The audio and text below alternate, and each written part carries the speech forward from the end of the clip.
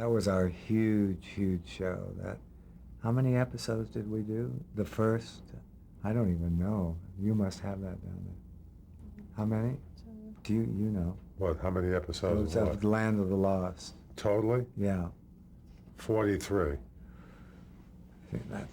That was our big, big show.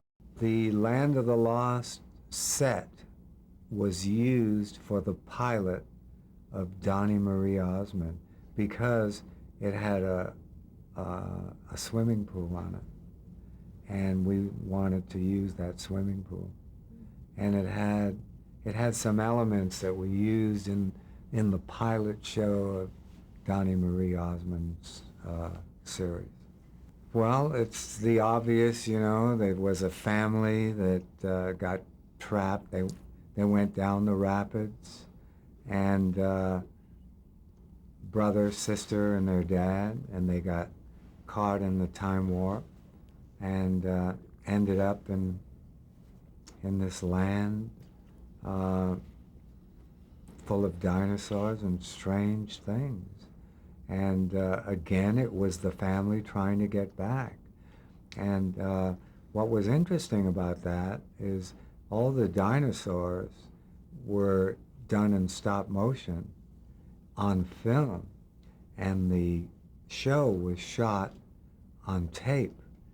And to try and marry the film to tape was an impossible feat. Even Disney came in to try and help us accomplish that. And we really thought, after we started the first episode, that it was going to be impossible to even do the series, because we had a huge problem putting the two together, because most of the show was shot in front of a blue screen. And the actors never really knew or saw all the effects or even the scenery behind them. So the big problem there, which was like almost a disaster, was the projector that ran the film, you know, to marry it with the tape, had like palsy, and they couldn't fix that. So they had to have many engineers come in. And the reason for that is that the tape moves at 30 frames per second, and the film moves at 24.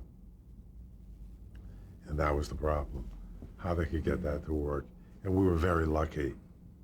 We were accompanied by a company by the name of Compact Video that was big at the time. They had an engineer there, Joe Savitz, and he stayed up, I think, for 2 weeks without sleeping. I came in one night to his room, and he had the projector laying on the floor in 10,000 pieces, trying to figure out how to do this. So we did have there were always people to rally around us and support us. And eventually they got that problem worked out.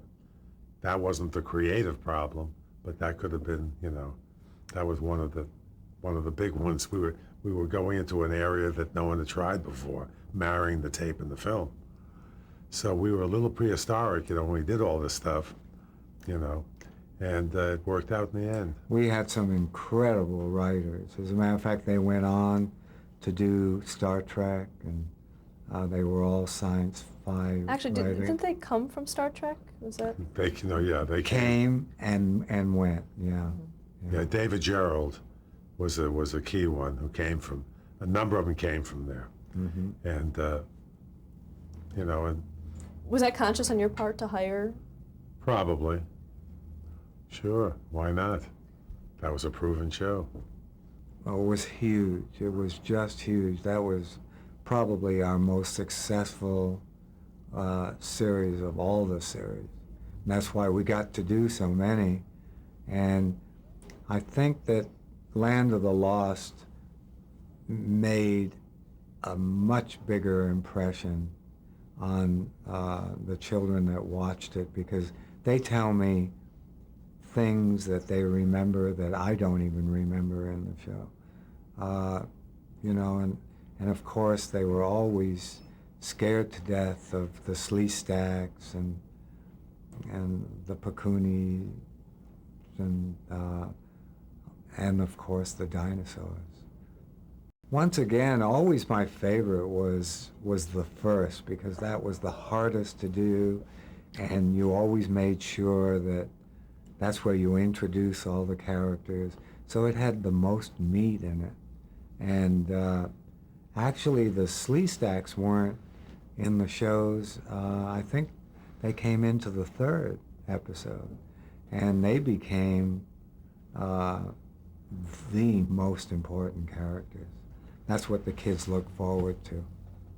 Wanted to get scared. Well, I had, the intelligent dinosaur, which I just can't think of his name right this second. He had an episode that was incredible. The Crystal was incredible. There are a number of Land of the Lost episodes where the stories, were really special.